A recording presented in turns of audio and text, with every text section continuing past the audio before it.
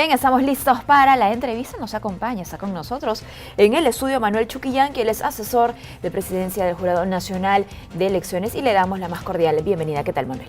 ¿Cómo estás? Un gusto estar nuevamente aquí. Así es, un placer tenerte justamente en este espacio informativo. Vamos a ampliar un poco la información que veíamos en la nota anterior. El presidente del Jurado Nacional de Elecciones, el doctor Víctor Tijuana Postigo, ha hecho una exhortación a las organizaciones políticas para que escojan candidatos idóneos en este periodo tan importante que es la democracia interna. Cuéntanos en principio de cuándo a cuándo va este periodo.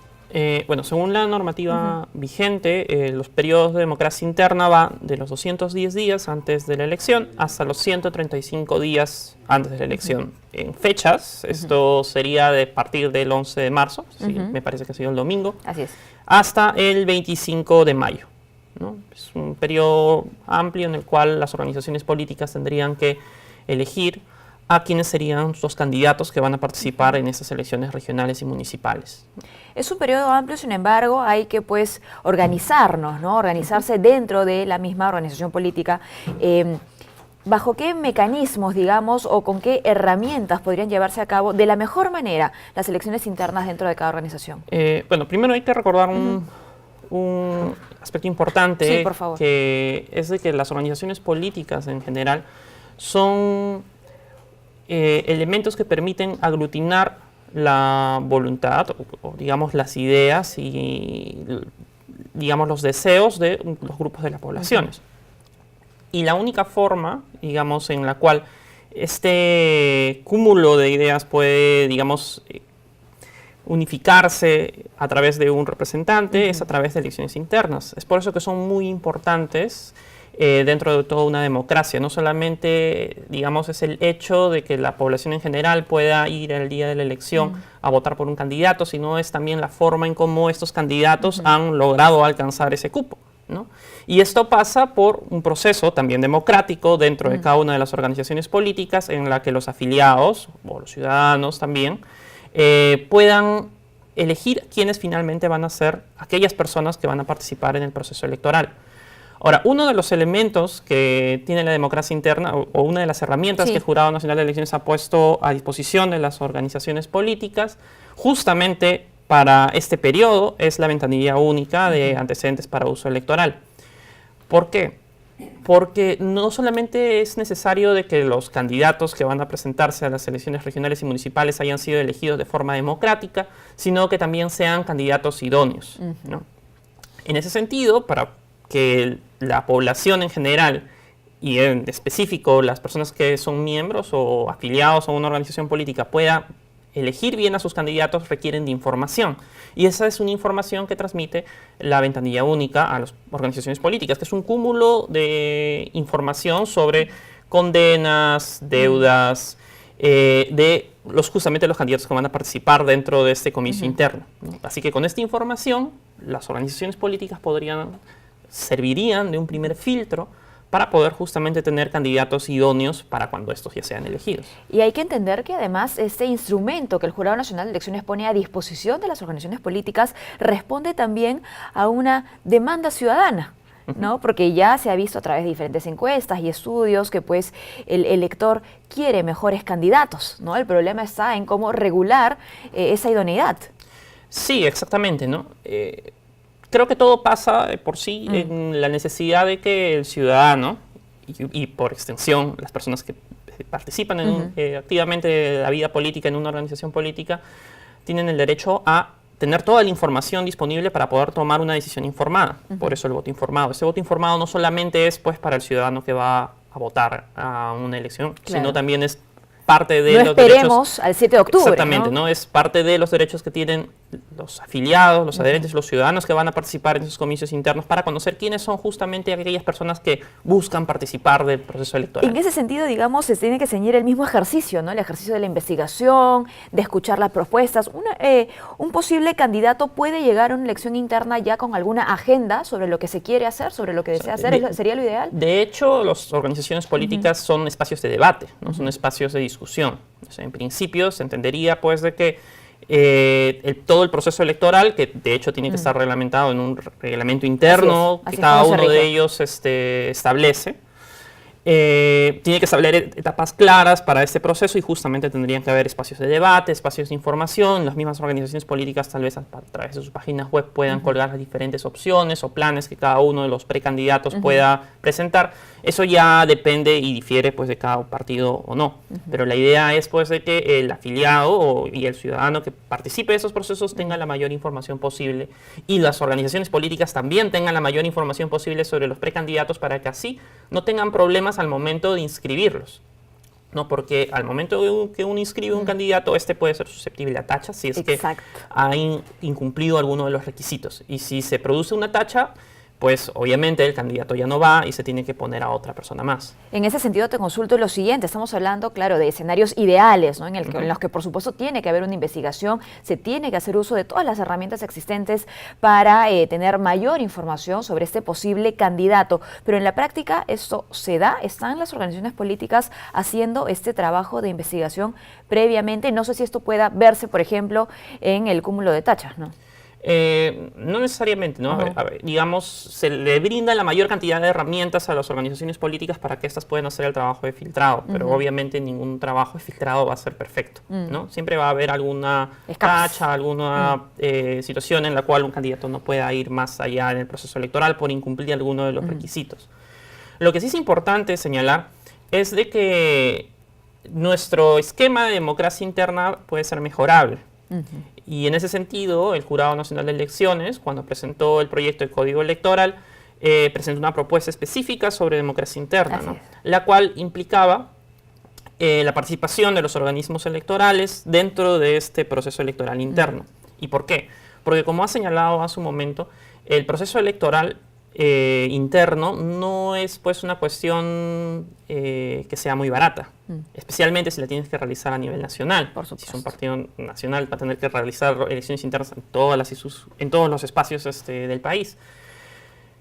Entonces la propuesta del jurado era justamente de que cada uno de los entes electorales participaran dentro de sus competencias en cada uno de estos procesos electorales, ¿no? El Jurado Nacional de Elecciones fiscalizando y administrando justicia electoral, OMPEA con toda la logística y RENIEC con el depuramiento del padrón electoral, ¿no? La asistencia técnica de los entes electorales. Exactamente, ¿no? Y reducíamos las posibilidades de democracia interna a la de un afiliado a un voto.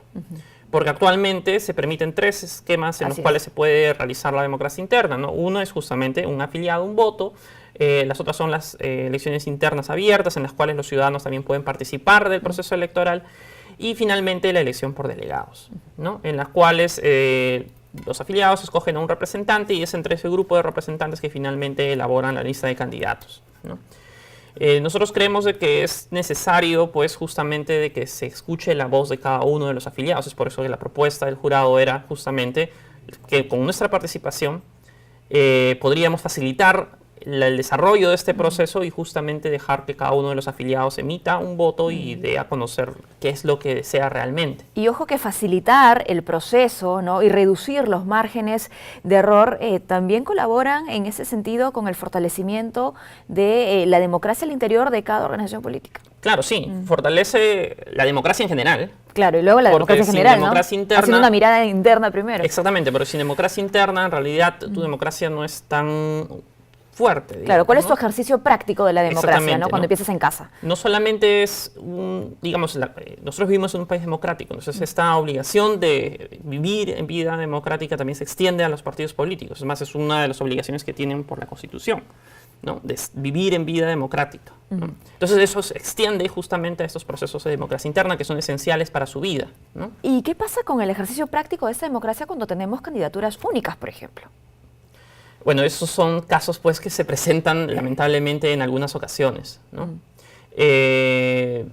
Nosotros en el jurado, justamente para poder facilitar o tratar de darle más vida a este proceso, es de que lanzábamos la propuesta que te mencionaba hace un momento, ¿no? Con la participación de los organismos electorales se facilita también mucho y se promueve la pluralidad de candidatos en cada uno de estos procesos internos, ¿no?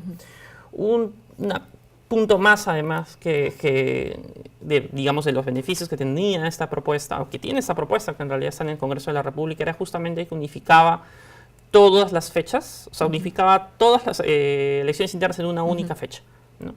Lo que también permitía a la población en general conocer cuándo es que exactamente se iban a realizar estos comicios internos. Claro, concientizar más sobre el proceso, ¿no? Exactamente, porque si bien es cierto, ahora un ciudadano puede tener interés en uno u otro partido, estar atento a lo que sucede, como este es un proceso que se rige bajo las reglas que cada uno de ellos establece, el proceso de democracia interna se puede realizar en cualquier momento de todo este periodo de tiempo, ¿no? Como hemos visto, es un periodo un poco menos de 100 días, ¿no? En cambio, al encontrarse todo en un solo día, pues le facilita al ciudadano de alguna forma fiscalizar también, ¿no? Claro que sí.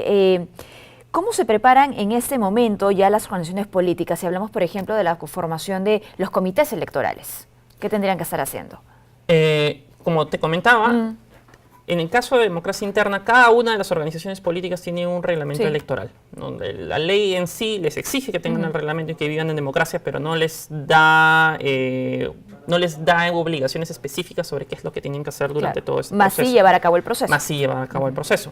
En tanto son asociaciones civiles y son asociaciones de ciudadanos, claro, ellos tienen esa libertad, tienen ese grado de autonomía. Entonces ellos pueden determinar cuánto y cómo es que se va a desarrollar el proceso. Pero sí, cada organización política tiene por lo menos un comité electoral, tiene comités electorales descentralizados que son, en primera instancia, los que administran y organizan el proceso electoral interno, ¿no? Ellos son los que tienen que hacer justamente todas las funciones que cumplirían los organismos electorales en una elección normal. Tienen que ver la logística, elaborar el padrón electoral de cada una de sus organizaciones políticas y en primer momento también incluso administrar, digamos, resolver los conflictos electorales que se puedan presentar en ese proceso, ¿no? ¿Quiénes integran los comités electorales? ¿Son siempre, digamos, los mismos militantes? ¿Pueden haber cambios? ¿Esos cambios tienen que ser notificados? Son militantes, es la propia organización política, y sí, los cambios en los comités electorales se tienen que comunicar al ROP, así como los cambios que se realizan en cualquier dirigente. Es también importante resaltar una de las cosas que sí establece la ley es de que una vez se ha convocado al proceso interno ya no pueden haber modificaciones al reglamento electoral. Muy bien. ¿No?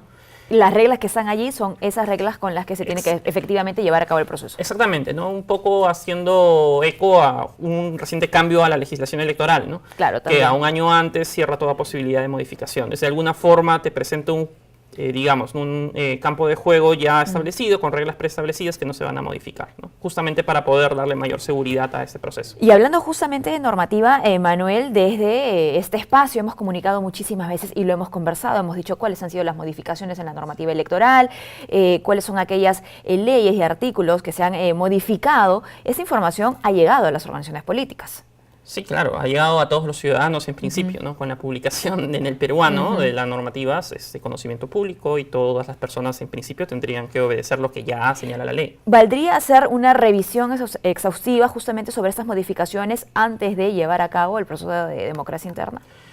Sí, en general, y no al mismo tiempo, porque lamentablemente dentro del proceso de reforma electoral que se llevó a cabo a fines del año pasado y comienzos de este, no se ha tocado en específico normas de democracia interna. Claro. Se debatió en el Congreso de la República, hubo un dictamen sobre democracia interna, mas no se llegó a discutir en pleno y no se convirtió en ley. En cuanto a impedimentos para ser candidato, por ejemplo, o nuevos requisitos. En eso sí, ¿no? Especialmente hay una modificación que generaba impedimentos permanentes, en realidad, para personas que hayan sido condenadas por ciertos delitos, ¿no? Esos impedimentos, entiendo yo, también han sido cargados dentro de los ítems que presenta la ventanilla única, digamos, para las organizaciones políticas en cuanto quieran hacer algún filtrado sobre sus candidatos. Sí, para reforzar ese proceso. Que debería aparecer, ¿no? Por lo menos para que puedan tenerlo en cuenta. Pero sí, claro, los impedimentos son un tema clave, porque no solamente tiene que ver con el desarrollo del proceso electoral interno, sino ya con la posterior inscripción del candidato. Claro, ¿no? Lo que vendría luego. Bueno, sí. algo que quisieras agregar, nos quedan un par de minutos nada más, Manuel, sobre este periodo importante, ya lo hemos dicho, de democracia interna y aquello que tendrían que tener en cuenta las organizaciones políticas. Bueno, solamente unirme al pedido que ha realizado el señor presidente, el doctor Ticona, en invitar justamente a todas las organizaciones políticas a que desarrollen el proceso de democracia interna y a los afiliados y ciudadanos en general a que participen del proceso, que justamente es una de las primeras grandes etapas y las más importantes que tiene el proceso electoral que se nos viene ya en octubre. Muy bien, muchísimas gracias Manuel por habernos acompañado. Bueno, queda clarísimo, es muy importante este periodo que va hasta el 25 de mayo, empezó ya el 11 de marzo y ojalá pues que las organizaciones políticas no esperen tampoco casi el cierre, ¿no?, de este periodo. Gracias por habernos acompañado. Gracias a ustedes.